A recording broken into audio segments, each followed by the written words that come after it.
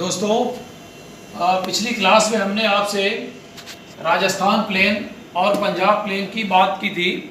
आज हम आपसे बात करेंगे उत्तर के विशाल मैदान का जो तीसरा जो भाग है, जो इस मैदान का सबसे बड़ा भूभाग है, जिसे हम गंगा प्लेन के नाम से जानते हैं या गंगा मैदान के नाम से जानते हैं। ये आप देख रहे हैं, ये पंजाब मैदान की बाउंड्री यहाँ से पूरा लेके ये पूरी पीली सी बाउंड्री जो है वो ये पूरी की पूरी गंगा मैदान की बाउंड्री कहलाती है।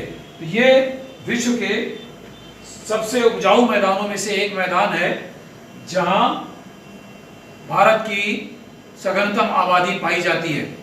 अगर हम इसकी बात करें इस गंगा मैदान की, तो आप देखें लिखा हुआ this is the largest unit of great plain of India. ये भारत के उत्तरी विशाल मैदान का सबसे बड़ा भूभाग है, जिसका विस्तार दिल्ली से लेके कोलकाता तक है। यानी पंजाब के बाद उधर दिल्ली जैसे शुरू होता है, पंजाब मैदान के बाद से ही ये असम के मैदान यानी ब्रह्मपुत्र के मैदान तक इसका पूरा विस्तार है, जिसका क्षेत्रफल लगभग 3.75 लाख स्क्वायर किलोमीटर यानी 3,75,000 वर्ग किलोमीटर इसका क्षेत्रफल है। इसका जो निर्माण हुआ है विशेष रूप से जो एल्यूवियल डिपॉजिट्स हैं, यानी कांप जो निक्षेप हैं, कांप मैदान इसे कहा जाता है, कांप मिट्टी वाला मैदान है। तो गंगा की जो सहायक नदियां हैं, जो उत्तर की तरफ से यानी लेफ्ट साइड से जो हिमालय पर्वत की तरफ से आ रही वो, और दक्षिण यानी प्रायद्वीपीय भारत की तरफ से जो नदियां आ रही हैं, चंबल, बेतवा, केन, सोन वगैरह, और उधर जो है वो घाघरा और गंडक और गोमती और कोसी, तमाम सारी नदियां। तो दोनों तरफ से जो नदियां आ रही हैं गंगा के सहायक नदियां, उत्तर की तरफ से भी और दक्षिण की तरफ से, उनके द्वारा लाए गए निक्षेपों से इस मैदानी भूभाग का निर्माण हुआ है। तो ये वो नदियां हैं जिनमें निरंतर बाढ़ भी आती रहती है बारिश के दिनों में, इसलिए यहाँ कांप का जमाव यानी नए अवसादों का जमाव होता है, जिसका हम बाद में डिस्कशन करेंगे, जिसे हम खादर कहते हैं। इसका फर्दर डिवीजन हम बात करेंगे। नए बार बार बाढ़ आने की वजह से नए एल्यूवियम यहाँ जो है वो निक्षेपित होने की वजह से इसकी उर्वरता मेंटेन रहती है और इसकी उर्वरा शक्ति काफ़ी ज़्यादा है इस मैदानी भाग की। इसका अगर हम सामान्य ढाल की बात करें तो ये इसका सामान्य ढाल जो है वो जैसे हिमालय के बाद शुरू होती है ये, वैसे ही ये ईस्ट एंड साउथ ईस्ट इसका है, यानी पश्चिम से पूरब और दक्षिण पूरब की तरफ इसका ढाल है। इसीलिए जितनी भी नदियां इस मैदान में प्रवाहित होती हैं वो अंततः आके बंगाल की खाड़ी में गिर जाती हैं। जब निचले भाग जो नदियां जाहिर है जब पर्वतों से आती हैं और इन मैदानी भागों में उत्तर की तरफ प्रवेश करती हैं, तो उस वक्त उनकी रफ्तार ज़्यादा होती है क्योंकि ढाल बहुत तीव्र होता है। लेकिन जब ये पूर्वी भागों में पहुंचती हैं, यहाँ मैदान बिल्कुल समतल हो जाता है, तो वहाँ ये यानी लोअर सेक्शन यानी निचले भागों में जब ये नदियाँ पहुँचती हैं, तब क्या होता है कि वहाँ अपर्दन की तुलना में निक्षेपण ज़्यादा किया जाता है नदियों का, और वो नदियों का पानी पूरा फैल जाता है। जब हम देखते हैं उच्च भागों में नदियाँ सकरे घाटियों से प्रवाहित होती हैं और मैदानी भागों में जब पहुँचती हैं, खासतौर से पूर्वी क्षेत्रों में, तो उनका जल पूरा फैल जाता है और फैलने की वजह से निक्षेपण होता है। वहाँ जो अपने साथ लाए हुए अवसाद होती हैं वो नदियाँ उसको निक्षेपित करती हैं, जिसकी वजह से विस्तृत मैदानों का निर्माण होता है। साथ ही साथ उसमें कुछ विशेष प्रकार की संरचनाएं भी विकसित होती हैं, जिसको हम लेवीज कहते हैं। लेवीज का मतलब यह है कि जो नदियाँ हैं उनके किनारे जो डिपोजिशन होते हैं, छोटे छोटे टीले टाइप का हम कह सकते हैं, वो इसको हम पंख कहते हैं, ठीक है। वो पंख टाइप का नदियों के किनारे डिपोजिशन हो जाता है, ब्लफ्स हो जाते हैं छोटे छोटे। और उसके बाद ऑक्सबो लेक, ये बड़ा प्रोमिनेंट फीचर है जिसको हम खुर झील कहते हैं। तो आप भारत में गंगा मैदानी भागों में जब निचले हिस्सों में जाएंगे तो वहाँ देखेंगे चूँकि नदियों का जो सिस्टम है वहाँ मिएंडर बन जाते हैं, जिसको हम कहते हैं विसर्ग। विसर्गों का जब निर्माण होता है तो कई विसर्ग जो है वो खुर झील में परिवर्तित हो जाता है। तो बड़ी विशेष संरचना है जो गंगा मैदान के निचले भागों में पाई जाती है। साथ ही साथ यहाँ लिखा हुआ मार्शेस, मार्शेस का मतलब दलदल, यानी दलदल भी बन जाता है। क्योंकि पानी वहाँ काफ़ी दिनों तक जमा रहता है, तो जहाँ भी पानी काफ़ी दिनों तक जमा रहेगा बाढ़ की वजह से, वहाँ दलदल टाइप का निर्माण हो जाता है। ये खासियत है दलदल की, खादर लैंड की भी, जिसकी हम बाद में बात करेंगे।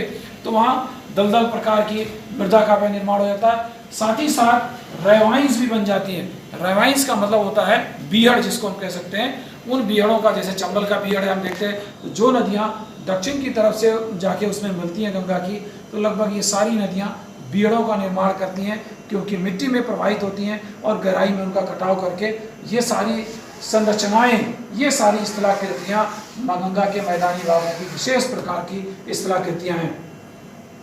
एक बहुत बड़ी बात और इस मैदानी भाग की कि अधिकांश नदियाँ अपने जो मार्ग को है उसको बदलती रहती हैं, क्योंकि जल प्रवाह होता है और उनके साथ बहुत सारे अवसाद आते हैं। उन अवसादों की वजह से क्या होता है, रास्ते में रुकावट होती, फिर वो अपना रास्ता जो है बदलते रहते हैं, तो अपना मार्ग शिफ्ट कर देती हैं अधिकांश। और उनमें से क्या होता है, एक बड़ी मशहूर नदी है जिसको हम कोसी कहते हैं। ये कोसी नदी, जिसे हम बिहार का सौरव बिहार कहते हैं, बिहार का शोक कहते हैं, यानी बिहार राज्य में सबसे ज़्यादा नुकसान इस नदी के द्वारा होता है, क्योंकि ये नदी हर साल अपना मार्ग बदलती है। इस साल देखेंगे कोई ये नदी एक गांव के दूसरी तरफ से जा रही है, अगले साल देखेंगे तो पता चला उसका कोर्स चेंज हो गया, गांव के दूसरी तरफ हो गया। तो हज़ारों स्क्वायर किलोमीटर जो एग्रीकल्चरल लैंड है उसकी भी बर्बादी होती है इसकी वजह से, और अपार धन जन की भी हानि होती है। वर्तमान में भी बिहार में भी बाढ़ आई हुई है और ये नदी अपना मार्ग जो है परिवर्तित कर रही है, जिससे कई सारे गांव, कई सारे कृषि योग्य जो उपजाऊ भूमियाँ हैं वो उसका विनाश हो जाता है। इसीलिए इसको बिहार का दुख कहते हैं। तो अधिकांश नदियाँ जो है वो गंगा के मैदानी भागों की, खासतौर से निचले हिस्से की, वो अपना मार्ग परिवर्तित करती रहती हैं। इस गंगा के मैदान को दो तरह से विभाजित किया गया है विद्वानों द्वारा। इसको अलग अलग छोटे छोटे डिविजन्स में भी विभाजित किया गया है, जिसमें आपने देखे एक डिवीजन तो यह है upper Ganga, middle Ganga and lower Ganga, यानी ऊपरी गंगा, मध्य गंगा और निचली गंगा। अगर हम इसका एक चित्र देखें तो उसमें आपको दिख जाएगा, ये जो चित्र बना हुआ है यहाँ लिखा हुआ, देखिए ये पूरा गंगा का मैदान, यहाँ से पंजाब का मैदान था, ये राजस्थान का मैदान था, ये पूरा गंगा का मैदान है जो आपको दिख रहा है यहाँ पर। ठीक है, इनमें से इसको 3 हिस्सों में बांट दिया गया है। अपर गंगा यानी पंजाब का कुछ हिस्सा और पश्चिमी उत्तर प्रदेश का हिस्सा, ये पूरा का पूरा जो है वो अपर गंगा के क्षेत्र में आता है। उसके बाद मिडिल गंगा, ये सबसे बड़ा भूभाग है गंगा मैदान का, जिसमें पूर्वी उत्तर प्रदेश, बिहार, बंगाल का कुछ हिस्सा और ये कुछ बिहार का पूरा हिस्सा, ये सारा का सारा एरिया मिडिल गंगा के मैदानी भागों में आता है, जिसमें गंगा, जमुना, दोआब, ये तमाम सारे नदियों का निर्माण के द्वारा निर्मित यहाँ मैदान है। लास्ट में हम देखें, ये जो हिस्सा आपको दिख रहा है पूरा पश्चिमी बंगाल, ये सारा का सारा लोअर गंगा का यानी निचली गंगा का मैदान कहलाता है। ये जो हिस्सा आपको दिख रहा है ये ब्रह्मपुत्र नदी का है, यानी ब्रह्मपुत्र मैदान, जिसको हम कह सकते हैं ब्रह्मपुत्र का मैदान, ब्रह्मपुत्र नदी द्वारा निर्मित जो मैदान है ये ब्रह्मपुत्र का है। बाकी ये एरिया यहाँ से लेके ये गंगा मैदान है, जिसको अपर, मिडिल और लोअर गंगा के रूप में विभाजित किया गया है। इसका एक विभाजन और किया गया है, इसको अगर आप मानचित्र में देखें, जो पहले मैंने आपको मानचित्र दिखाया था, ये हमारा गंगा का मैदान, जिसमें हमने अभी देखा कि अपर, मिडिल और लोअर गंगा है। इसी को स्थानीय स्तर पर 4 भागों में विभाजित कर दिया गया। यहाँ लिखा हुआ है रोहिलखंड प्लेन, यानी रोहिलखंड का मैदान। ये आमतौर पे वो हिस्सा है जो उबड़ खाबड़ और चट्टानी टाइप का रोहिलखंड वाला हिस्सा। और उसके बाद यहाँ लिखा हुआ अवध प्लेन, खासतौर से उत्तर प्रदेश का जो अधिकांश हिस्सा है, मध्य उत्तर प्रदेश का, वो पूरा पूरा अवध और पूर्वी उत्तर प्रदेश का, इसको कहते हैं अवध का मैदान। और उसके बाद जब हम बिहार में पहुँचते हैं तो इसको 2 हिस्सों में बांट दिया गया है बिहार और झारखंड में। एक तो कहलाता है मिथिला का मैदान और दूसरा कहलाता है मगध का मैदान। तो इस तरह से इसको स्थानीय रूप में भी गंगा मैदान को 4 भागों में बांट दिया गया है, रोहिलखंड का मैदान, अवध का मैदान, मगध का मैदान और मिथिला का मैदान। तो इस तरह से गंगा मैदानों का रीजनल डिवीजन स्थानीय स्तर पर फर्दर विद्वानों द्वारा किया गया है। तो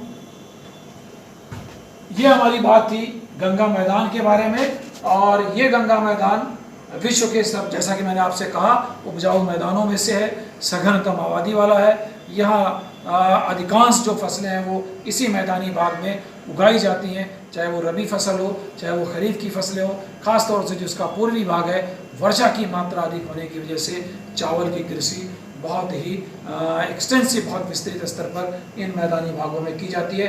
जैसे जैसे इस मैदान में हम पूर्व से पश्चिम की तरफ जाते हैं, वर्षा की मात्रा कम होती जाती है, इसलिए फसलों का प्रारूप भी बदलता जाता है। और जब हम पश्चिमी उत्तर प्रदेश और दिल्ली तक पहुंचते हैं तो वर्षा 75 सेंटीमीटर से कम हो जाती है।